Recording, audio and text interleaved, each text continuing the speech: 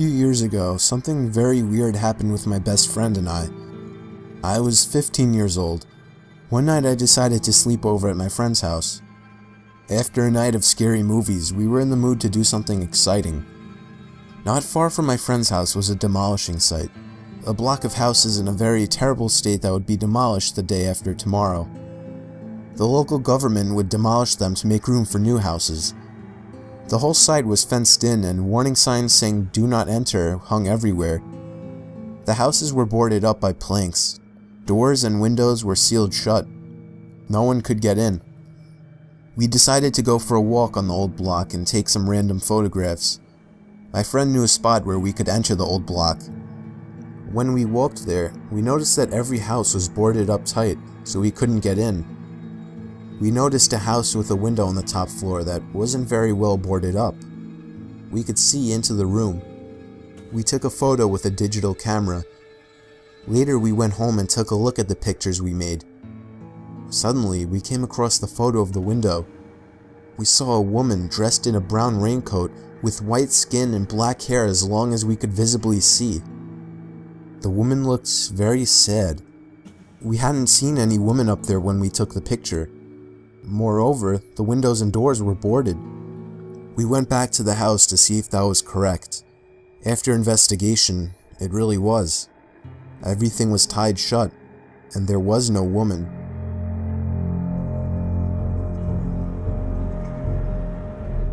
This story isn't mine, but rather of my friend from Japan. I'll call him Rita. It happened back when Rita was only about 11 or 12 years old. Rita was a rather attractive kid and had his fair share of admirers.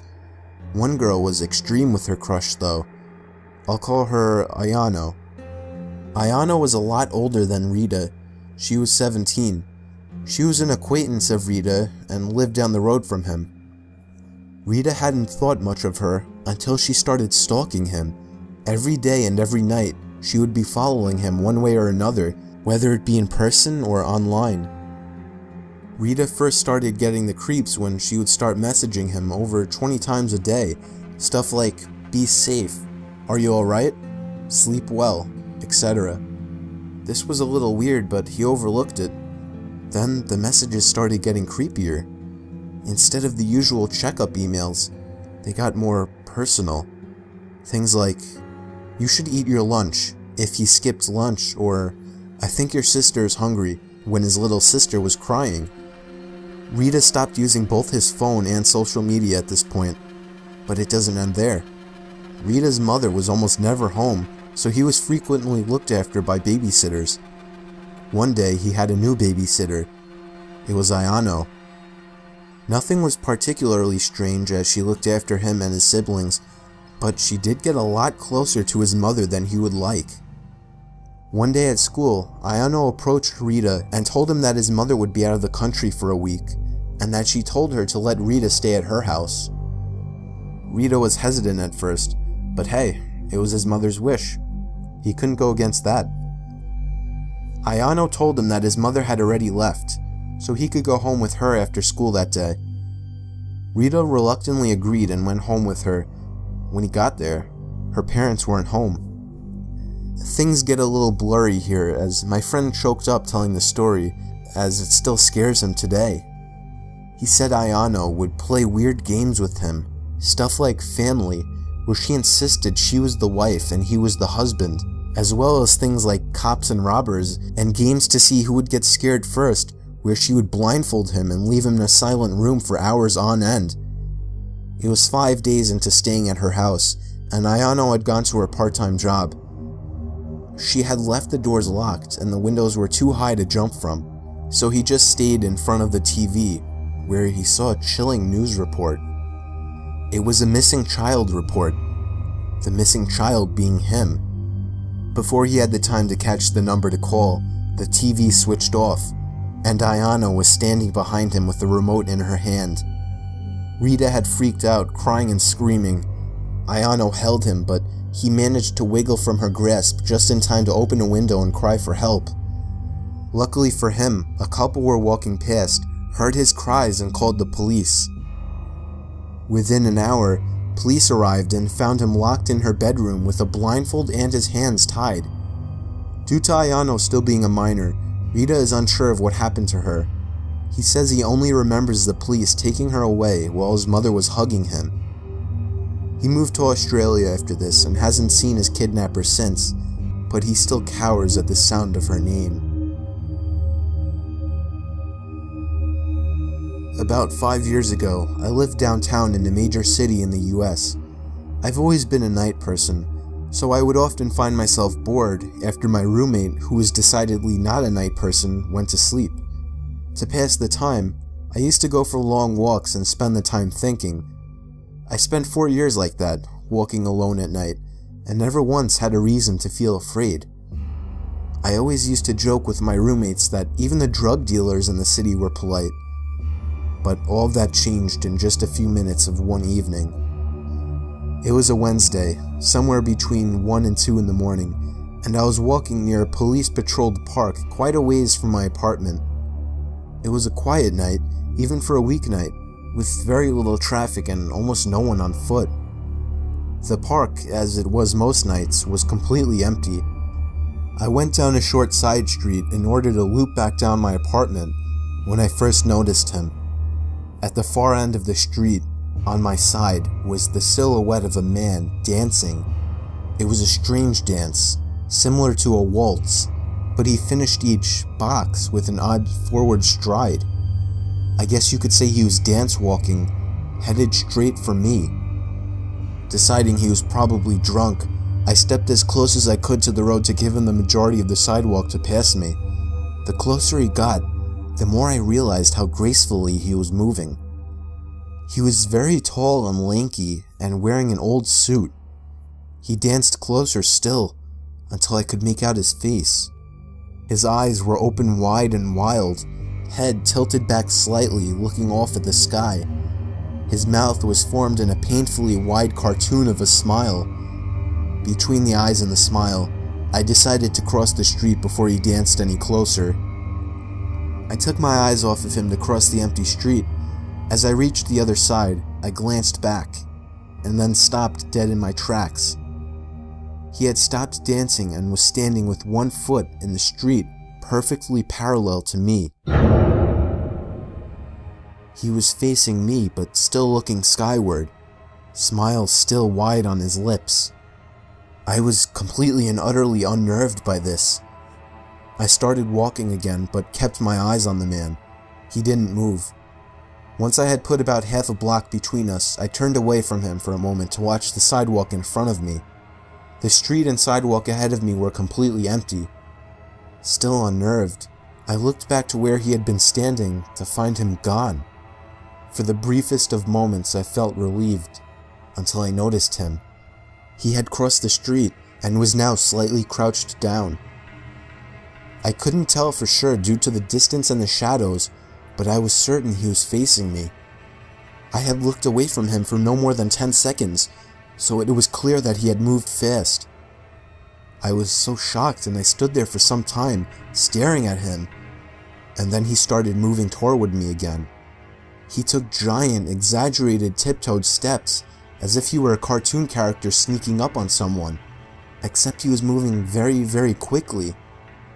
I'd like to say at this point that I ran away or pulled out my pepper spray or cell phone or anything at all, but I didn't.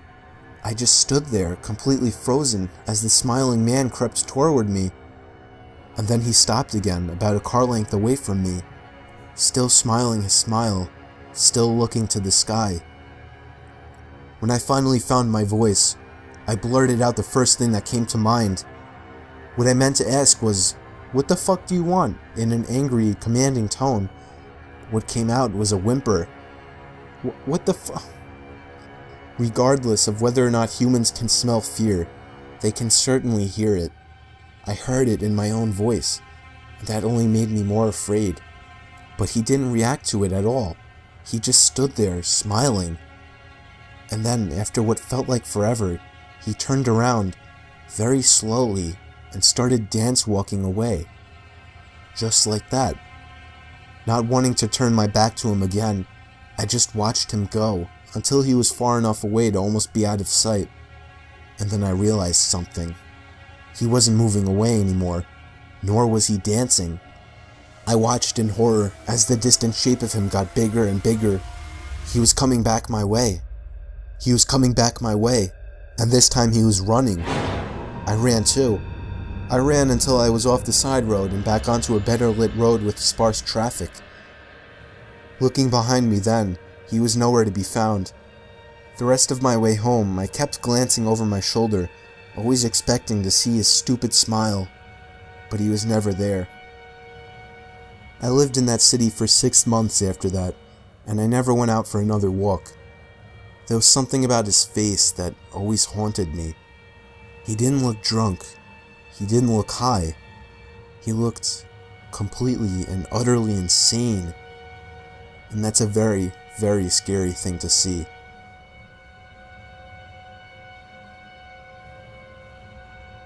In the mid-80s, my mom was a cleaner in Australia. She would clean houses in suburban areas and would sometimes do houses in rural or wine regions. She would leave business cards at the local shops and got most of her business this way, and some through referrals and word of mouth. One day she got a call from a lady who sounded like she was around 60, asking Mom to clean her old farmhouse. She made a lot of odd demands, and Mom would usually meet clients before taking on new business. In this case, the lady did not want to meet my mom and said she would leave the keys under the front doormat. Mom agreed, mainly because the lady was quite obviously wealthy and was offering to pay Mom substantially more than she would reasonably expect.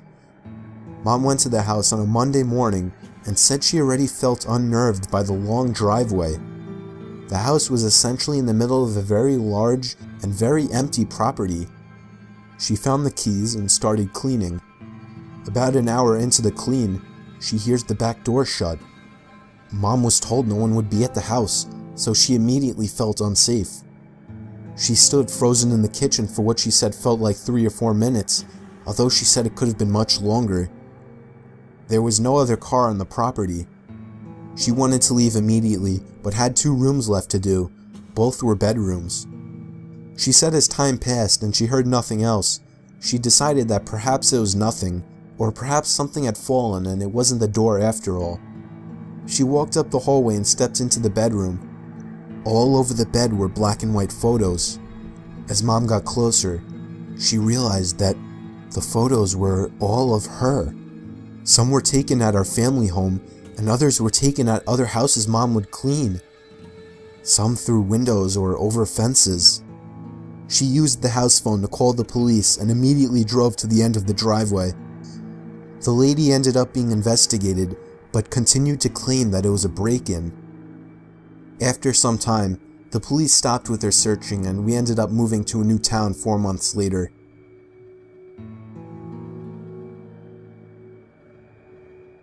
I'm 22, and this incident happened a 1.5 years ago. I had just moved into my first apartment and was in the process of moving in. The door that led to my apartment locks itself automatically when closed. So, I was going to the entrance of the apartment complex to get my mail while talking on the phone with my friend. I returned to the apartment and sat on the bed while opening the mail while using the phone. I dropped the phone on the floor and it landed under the bed, so I had to lie on the floor and stretch for it. I saw something that caught my eye. There was someone under my bed. My eyes widened and I choked the urge to scream. The person under my bed was lying still with his back towards me and his head to his chest, so I couldn't see his face, and he didn't see me. Trying to be rational while so many thoughts rushed through my head, I picked up the phone, said, "Sorry, I dropped my phone. I'm just gonna take a shower and call you back." The bathroom is right by my bed, so I hastily walked in, quietly locked the door, turned the shower on, jumped out my window, and called the police. They told me to wait nearby, but to go across the street and see if anybody comes out the door of the apartment complex. This was during the summer and it was still light out. I placed myself across the street, hiding behind a car while watching my open bathroom window and the entry door. I called my friend and he came over just before the police.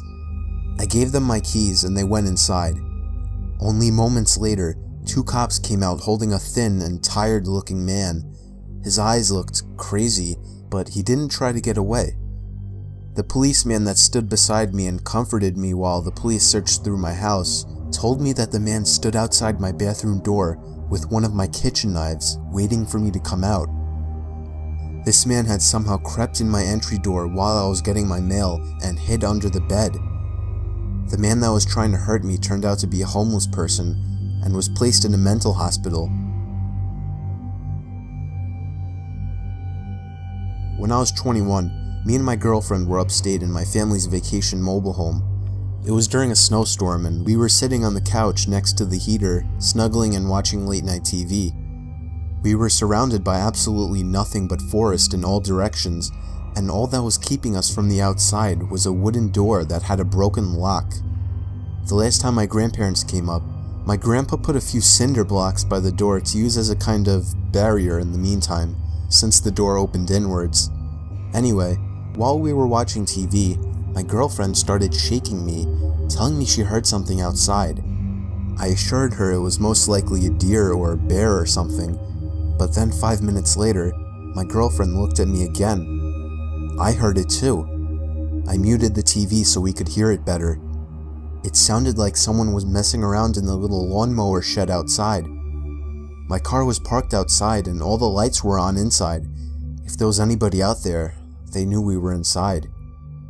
My girlfriend was urging me to go outside and check it out, but I told her she must be crazy to think that I was going out there. The sound stopped and there was nothing but the sound of the storm outside now. After a few minutes, I felt it safe to shut the inside lights and open the blinds to take a quick look outside, but it was too dark to see anything. I turned on the porch light and I was able to see a good portion of the front yard outside. There were footprints in the snow. Not animal footprints. They were clearly shoe prints, and they were headed in the direction of the backyard. I went to open the curtains to the backyard window, and when I did, I felt the urge to scream, but my girlfriend did instead. Even though there were no lights in the backyard, we could see a man dressed in all black and wearing a vendetta mask facing the window. I immediately shut the blinds and told my girlfriend to go hide in the bedroom, while I grabbed my grandpa's hunting rifle out of the closet. I pushed the cinder blocks and a bunch of other heavy objects in front of the door as a barricade, shut all the blinds and lights, and went to hide with my girlfriend in the corner of the bedroom. There was a bang at the front door. He was trying to bust open the door. I don't even think he tried the knob, but it didn't matter either way. After a few futile bangs to the door, it seems the man finally gave up. I stayed up that whole night with the gun by my side while my girlfriend slept. We packed and left first thing in the morning, but the scary thing, there was a fresh set of footprints leading from the front yard window out into the woods. I haven't been up there since, but my grandparents have, and they said that there was no sign of a break-in or anything missing. I don't plan on ever going back up there.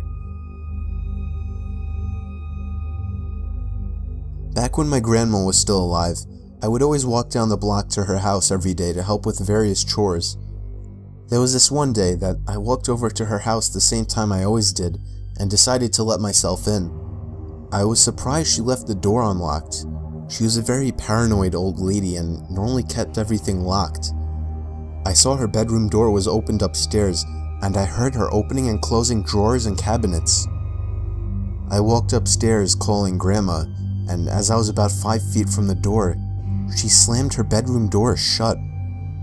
I knocked, asking if everything was alright, and at that moment my cell phone began to ring. It was my grandma's phone number. I was so confused, but I picked up the phone anyway. My grandma was on the other end, telling me not to come over that day, as she was walking over to her seniors club. I felt my heart skip a beat as she told me this. I hung up the phone before she could say anything else, remaining silent. I knew exactly what was going on. I played dumb and said, "Grandma, I'll be downstairs," and made my way to my grandma's kitchen to grab a knife and dial 911. It remained silent in the bedroom after what happened. The police arrived and burst into the bedroom, and the loud and sudden bang of a gunshot caught me off guard. When the paramedics arrived and wheeled out the intruder, I recognized the man's face. It was my grandma's next-door neighbor. Apparently, he saw that my grandmother had left the house and broke in to look for jewelry. And when the police broke into the bedroom, they found the man hiding next to the door with a large knife in hand. If I had walked into that bedroom, I would have been as good as dead. The most haunting memory of my life.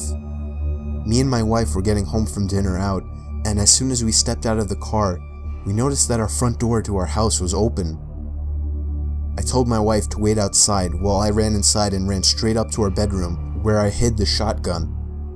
I loaded the gun and scanned every single room upstairs. There was no sign of anybody. I made my way down to scanning the main floor, followed by the basement. There was no sign of anybody, and there was nothing missing or moved. I called the cops, and when they arrived, I told them what happened, and they began to investigate some rooms upstairs, followed by the basement. Nothing was turned up. They made a case of asking us if we were positive that we shut the door when we left. I myself was starting to have doubts, not completely sure if I had, but my wife remained confident that we had shut the door.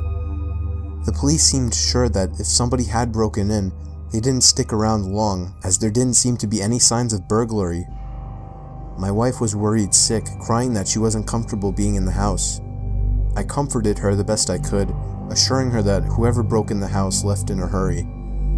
I finally fell asleep after hours of rolling around in the bed, but my sleep was immediately cut short by the disturbing scream of my wife.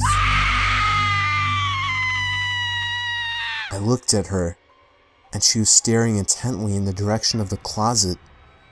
It hit me like a bullet just then. I had forgotten to check the second closet. I looked over and saw for the briefest second a man poking his head out of the closet before closing the closet door. Within 5 seconds, I had the shotgun loaded in hand and cocked it back to let the intruder know that I was armed.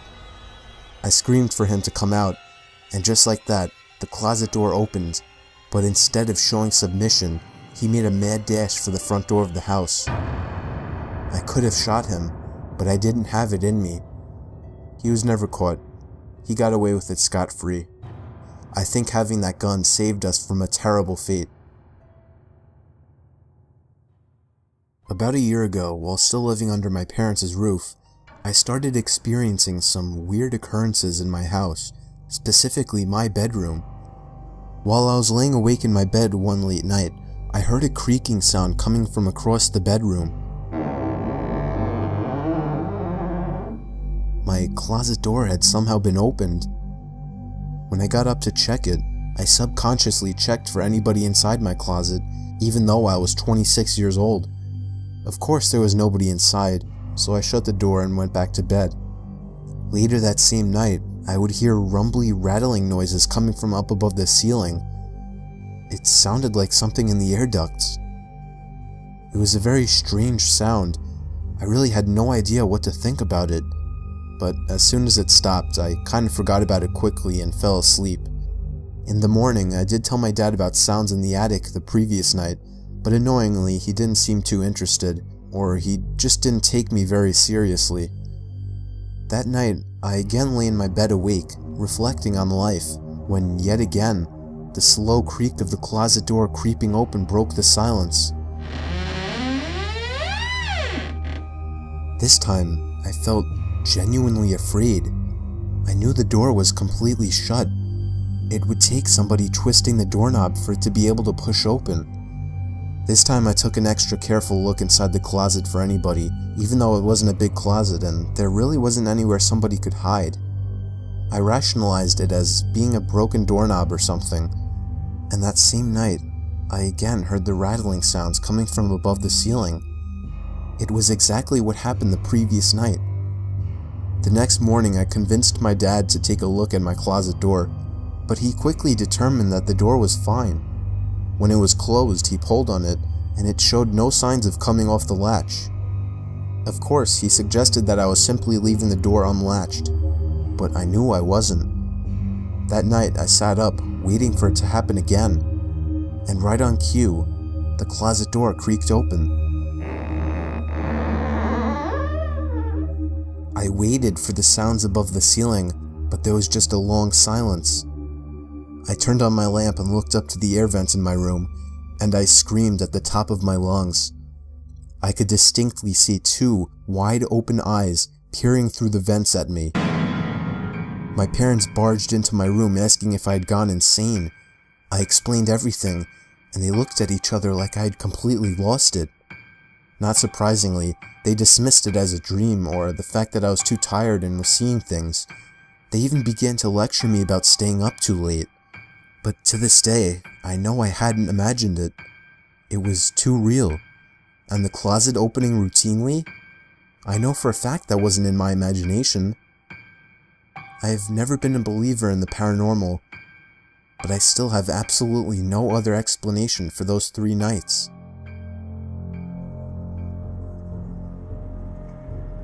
I live in the Poconos with my wife and kids. There's a small lake about a quarter mile away from our backyard. I commonly take my kids down there to go swimming. Up until last week, that is. Now, I'm never letting them go down there again. I haven't told anyone about this in fear of sounding crazy. It was last Saturday. We went over to the lake and set up our chairs on the sand. It's like a little private beach in our own backyard. It's been amazing.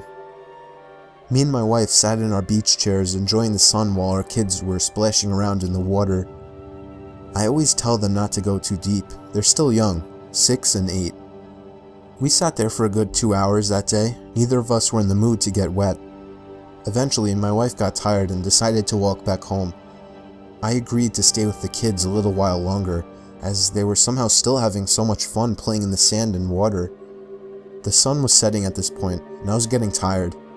They were going a little too deep, so I called at them to come back closer to the shore. They couldn't hear me apparently, so I stood up and got closer. Before I could call them again, I noticed something in the water. It looked like a black, roundish object, and it was moving closer to my kids. I ran into the water closer to my kids, calling them to come out. When they got close enough, I dragged them out myself. When I turned back to the water, the object was gone. My kids were confused as hell. I didn't know what to tell them, so I just told them it was time to go home. We packed up and walked back to the house, but I wasn't happy when I got home. I was uncomfortable with what I just saw. That thing looked like no sea creature known to man. Dinner was waiting for us when we got home. I ate really slow, thinking about the object in the water and whether or not to tell my wife. My wife asked me what's wrong. She noticed that I was eating slow. I decided not to tell her right then. After dinner, I took a flashlight with me and walked back down to the lake.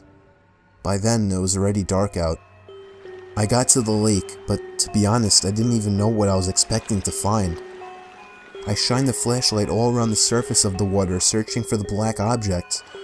And just then, I heard a large splash come from somewhere in the lake. The kind of splash of something emerging out of the water. I thought it might be some kind of animal in the lake. I shined the light all over the place, searching for the source of the sound. And then I found it. And I realized I was dead wrong. There was a silhouette of a humanoid figure with long black hair covering its whole face. It just stood there, facing me, but not staring at me. Not that I could tell. I dropped the flashlight in horror and sprinted all the way back up to my house, slamming the door shut behind me. I haven't told anybody about this. What kills me is that lake is only a quarter mile away from my house, and for all I know, that thing could be watching me through my window right now as I write this.